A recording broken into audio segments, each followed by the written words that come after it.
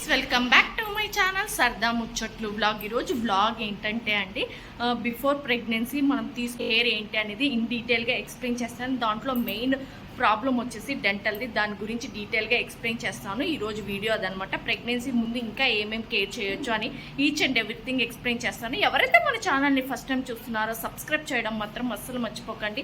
అలాగే bell icon మీద click చేస్తే నా ఫర్దర్ వీడియోస్ అనేవి మిస్ అవ్వకుండా ఉంటారు. ఈ డెంటల్ వల్ల ఎంత ప్రాబ్లం, బిఫోర్ ఎలా ఉంటుంది, డెలివరీ టైంలో ఎలా ఉంటుంది, ఈచ్ అండ్ ఎవ్రీథింగ్ ఎక్స్ప్లెయిన్ చేస్తాను. అదే స్కిప్ చేయకుండా వీడియో ఎండ్ వరకు అయితే చూడండి. జరుగుతున్నామండి. ఈ డెంటల్ కేర్ చేయించుకోవడానికి బేబీ ఉన్నప్పుడు చాలా డిఫికల్టీ అండ్ బ్రెస్ట్ ఫీడింగ్ టైంలో చాలా ప్రాబ్లం అవుతుంది. బట్ స్టిల్ నేనైతే వెళ్తున్నా. చూద్దాం ఎలా జరుగుతుంది ఏంటి అనేది మీకు ఎక్స్ప్లెయిన్ చేస్తాను. అయితే బయలుదేరుతున్నానండి. ఇంకా బేబీకి ఫీడింగ్ ఇచ్చి అయితే స్టార్ట్ అయిపోయాను. నేనైతే నియర్ బై కోకాపేటలోనే చూయించుకుంటున్నాను. మళ్ళీ లాంగ్ డిస్టెన్స్ అంటే బేబీకి ఫీడింగ్కి ప్రాబ్లం అవుతుందని చెప్పేసి ఇంకా హాస్పిటల్కి అయితే వచ్చేసాము. సో ఎవరైనా ప్రెగ్నెంట్ లేడీస్ ఉంటే మాత్రం డెంటల్ కేర్ అనేది చాలా ఇంపార్టెంట్. బిఫోర్ ప్రెగ్నెన్సీ ఈ కేర్ అయితే ఖచ్చితంగా తీసుకోండి, లేదంటే ఇలాగ నాలాగే సఫర్ అవుతారు. నేను ఇంకా లేట్గా అంటే డెలివరీ అయిన 1 month తర్వాత సఫర్ అవుతున్నాను. చాలామంది అంటే 9th monthలో పెయిన్ బాగా వచ్చే ఛాన్సెస్ ఉంటాయంట. టైంలో మనం ఎటువంటి ట్యాబ్లెట్ అయితే యూజ్ చేయకూడదు అంట 9th monthలో. అలా అని చెప్పి పెయిన్ కూడా భరించలేము. ఇంకా హారబుల్ సిచ్యువేషన్ అయితే చూస్తాము. అంత సిచ్యువేషన్ దగ్గరికి వరకు తెచ్చుకోగాకండి. మీరు ప్రెగ్నెంట్ అయ్యే ముందే ఈ జాగ్రత్త అయితే తీసుకోండి. లేదు మీరు ప్రెగ్నెన్సీ జర్నీలో ఉన్నారంటే ఫస్ట్ ట్రైమిస్టర్లో అయితే ఎటువంటి రిస్క్ అయితే చేయకూడదండి. సెకండ్ ట్రైమిస్టర్లో మన గైనకాలజిస్ట్ని కనుక్కొని ఓకే అంటే మనం వెళ్ళి చూయించుకోవచ్చండి. అలాగే ట్యాబ్లెట్స్ కూడా మనం ఏం ట్యాబ్లెట్ మింగుతున్నాం అనేది మన గైనకాలజిస్ట్కి చెప్పి ఆమె ఓకే అన్నప్పుడే మనం ఆ ట్యాబ్లెట్ కూడా తీసుకోవాలి. ఎందుకంటే సేమ్ నేను ఇదే ఎక్స్పీరియన్స్ చేశాను. నేను 5th monthలో వెళ్ళాను కదా, అప్పుడు నేను డాక్టర్ని అడిగితే చూయించుకోమన్నారు. బట్ ట్యాబ్లెట్స్ ఏం మింగుతున్నావో నాకు మెయిల్ చెయ్యి, నేను ఓకే చేస్తేనే మింగు అని చెప్పారనమాట. సో నాకు పర్సనల్గా మా డెంటల్ డాక్టర్ ఉన్నారనమాట మా హోమ్ టౌన్లో. సో నేను వెళ్ళి చూయించుకున్నాను. డాక్టర్ ఏమన్నారంటే అంత డిఫికల్టీ సిచ్యువేషన్లో అయితే లేదు టీత్, సో ఆఫ్టర్ డెలివరీ చూద్దామని చెప్పేసి పైన చేసి పంపించేశారు. ఓకే అయిపోయింది.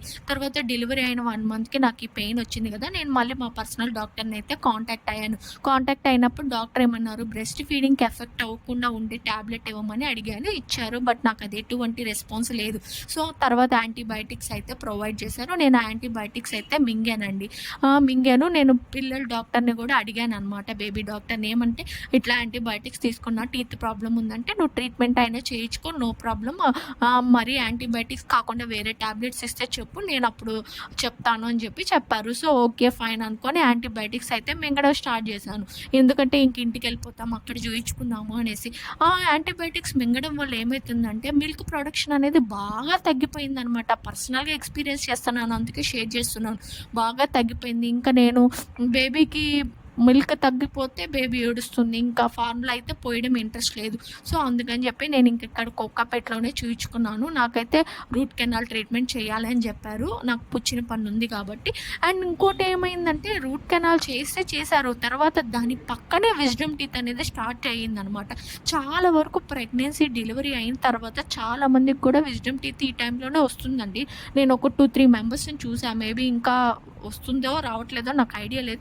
కొంతమందికి చిన్న ఏజ్లో వస్తుంది, కొంతమందికి కొంచెం ఏజ్ వచ్చాక వస్తుంది అనమాట. బట్ ఇట్లాంటి సిచ్యువేషన్లో వచ్చే chances are very very high అనమాట. సో ఈ కేర్ అయితే ఖచ్చితంగా చేయించుకోండి. హారబుల్ సిచ్యువేషన్ అయితే చూసానండి, అందుకే పర్సనల్గా మీకు ఎవరికైనా యూస్ఫుల్ అవుతుందని చెప్పి ఈ బ్లాగ్ అయితే చేస్తున్నాను.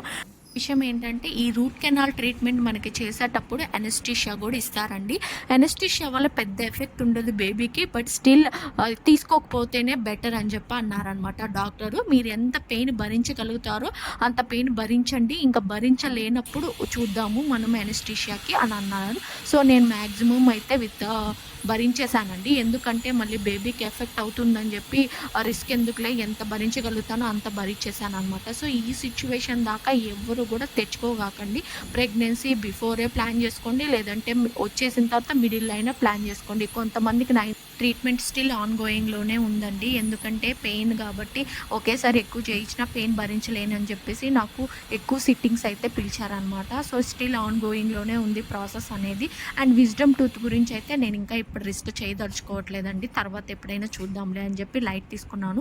ఇది నా డెంటల్ ప్రాబ్లమ్ వచ్చేసి మీకెవరికైనా ఇలాంటి ప్రాబ్లమ్ ఫేస్ చేస్తారని బిఫోరే ఇన్ఫర్మేషన్ అయితే ఇస్తున్నాను. అండ్ ఇంకో విషయం ఏంటంటే డాక్టర్ కూడా అన్నారు, "నీకు ఇంకా డెలివరీ అయిన 1 మంత్ తర్వాత వచ్చింది ప్రాబ్లము. లేదంటే 9th మంత్‌లో వచ్చుంటే ఇంకా చాలా సఫర్ అయ్యేదానివి. చాలా బెటర్‌గా ఉన్నావులే ప్రెజెంట్" అని చెప్పి అన్నారనమాట. సో, ఇంకోటేంటంటే బ్రెస్ట్ ఫీడ్ జర్నీ కూడా స్మూత్‌గా ఉండాలి అనుకుంటే మాత్రం మీరు ఎప్పుడైనా ఫ్రెష్ అయ్యేటప్పుడు నిప్పుల్ని మాత్రం ఖచ్చితంగా రబ్ చేయండి. రబ్ చేయడం వల్ల ఏమవుతుందంటే మనకి పోర్స్ అనేవి ఓపెన్ అవుతాయి, మిల్క్ వచ్చే పోర్స్. సో, అది చాలా బెటర్‌గా ఉంటుంది బేబీ సక్ చేయడానికి. అండ్ ఇంకోటొచ్చేసి దాన్ని కొంచెం ముందుకి సాగదీసినట్టు కూడా చెయ్యాలండి. అప్పుడు కూడా మనకి బేబీ సక్ చేయడానికి కంఫర్టబుల్‌గా ఉంటుంది. చిన్న సైజ్ ఉండడం వల్ల బేబీ ఏంటంటే అస్సలు సక్ చేయడానికి ఇంట్రెస్ట్ చూపించదు.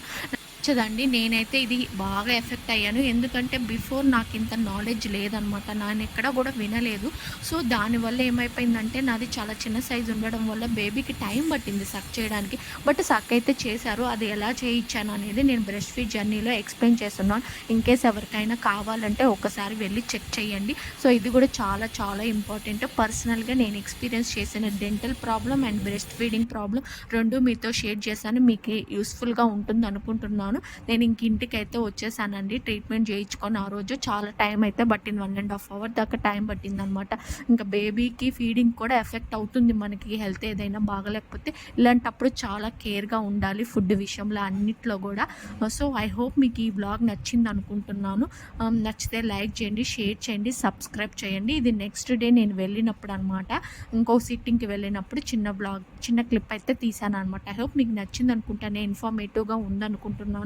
నచ్చితే లైక్ చేయండి, షేర్ చేయండి, సబ్స్క్రైబ్ చేయండి. మళ్ళీ నెక్స్ట్ వ్లాగ్‌లో కలుద్దాం. అంతవరకు బై. థాంక్స్ ఫర్ వాచింగ్ అండి.